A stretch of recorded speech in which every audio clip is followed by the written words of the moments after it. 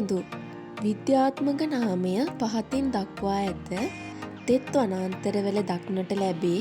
අපනයනය නිසා වඳ වී යාමේ තර්ජනයට ලක්ව ඇත.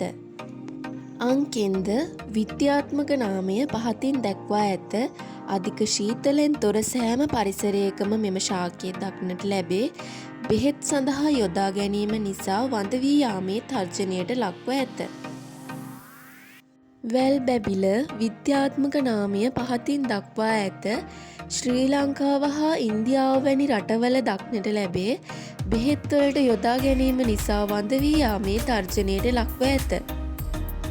සේර විද්‍යාත්මක නාමය පහතින් දක්වා ඇත.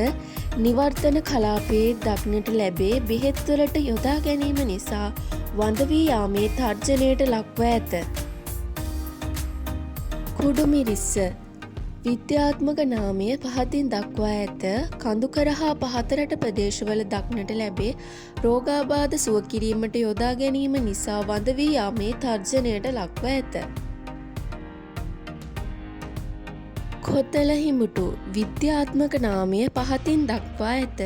ශ්‍රී ලංකාවේ පහතරට තෙත් කලාපීය ප්‍රදේශවල දක්නට ලැබේ. මෙම ශාකයේ ඇති අලංකාරත්වය නිසා ලී භාජන සෑදීමට යොදා ගනී.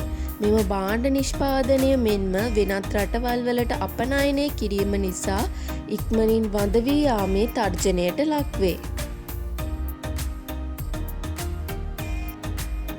හොර ශාකය විද්‍යාත්මක නාමය පහතින් දක්වා ඇත.